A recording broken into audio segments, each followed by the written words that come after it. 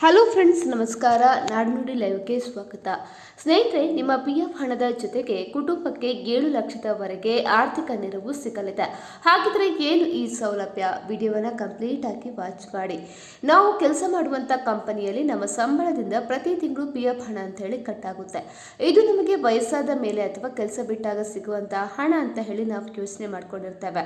ಆದರೆ ಅಕಸ್ಮಾತ್ ಕೆಲಸದಲ್ಲಿರುವಾಗಲೇ ಉದ್ಯೋಗಿ ಮೃತಪಟ್ಟರೆ ಆಗ ಆ ಕುಟುಂಬ ಬೀದಿಗೆ ಬೀಳಬಾರ್ದು ಅಂತ ಹೇಳಿ ಸರ್ಕಾರ ಒಂದು ಅದ್ಭುತ ಯೋಜನೆಯನ್ನು ಜಾರಿಗೆ ತಂದಿದೆ. ಅದೇ EDLI ಅಂದ್ರೆ ನೌಕರರ ಠೇವಣಿ ಲಿಂಕ್ಡ್ ಇನ್ಶೂರೆನ್ಸ್ ಯೋಜನೆ. ಇದರ ಅಡಿಯಲ್ಲಿ ಸಿಗುವಂತಹ 7 ಲಕ್ಷದ ಲಾಭ ಪಡೆಯುವುದು ಹೇಗೆ? ಸರಳವಾಗಿ ಹೇಳಬೇಕಂದ್ರೆ PF ಸದಸ್ಯರು ಕೆಲಸದಲ್ಲಿರುವಾಗಲೇ ಅಕಾಲಿಕ ಮರಣ ಹೊಂದಿದ್ದಲ್ಲಿ ಅವರ ಕುಟುಂಬದವರು ವಿಮೆ ಹಣವನ್ನು ಪಡೆಯುವುದಕ್ಕೆ ಅರ್ಜಿಯನ್ನು ಸಲ್ಲಿಸಬೇಕು. ಸೊ ಇದಕ್ಕಾಗಿ ಯಾವುದೇ ಪ್ರತ್ಯೇಕ ಪ್ರೀಮಿಯಂ ಕಟ್ಟುವ ಅವಶ್ಯಕತೆ ಇರುವುದಿಲ್ಲ. ಯಾರು ಇದಕ್ಕೆ ಹಣ ಪಡೆಯುವುದಕ್ಕೆ ಅರ್ಹರಾಗಿರ್ತಾರೆ? ನೌಕರರು EPFನ ಸಕ್ರಿಯ ಸದಸ್ಯರಾಗಿರಬೇಕು. ಮರಣ ಹೊಂದಿದ ಸಮಯದಲ್ಲಿ ಅವರು ಕೆಲಸದಲ್ಲಿರಬೇಕು. ಇನ್ನು ನಿಯಮಿತವಾಗಿ ಅವರ ಸ್ಯಾಲರಿಯಿಂದ PF ಹಣ ಕೂಡ ಕಡಿತ ಆಗ್ತಾ ಇರಬೇಕು.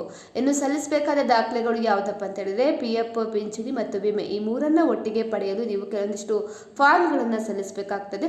ಸೊ ವಿಮಾ ಹಣ 7 ಲಕ್ಷದವರೆಗೆ ನಿಮಗೆ ಸಿಗಲಿರುವಂಥದ್ದು. ಸೊ ನೌಕರರ ಮರಣ ಪ್ರಮಾಣ ಪತ್ರ, ನಾಮಿನಿಯ ಆಧಾರ್ ಮತ್ತು ಬ್ಯಾಂಕ್ ಪಾಸ್ಬುಕ್ ಮತ್ತು PF ಖಾತೆ ವಿವರ ಈ ಎಲ್ಲ ದಾಖಲೆಗಳು ಕೂಡ ಮುಖ್ಯವಾಗಿ ಬೇಕಾಗ್ತದೆ. ಸ್ನೇಹಿತರೆ, ಮಾಹಿತಿ ಇಷ್ಟ ಆದಲ್ಲಿ ವಿಡಿಯೋಗೊಂದು ಲೈಕನ್ನು ಕೊಡಿ. ಅದೇ ರೀತಿ ನಮ್ಮ ಚಾನಲನ್ನು ಕೂಡ ನೀವು ಸಬ್ಸ್ಕ್ರೈಬ್ ಮಾಡ್ಕೊಳ್ಳಿ.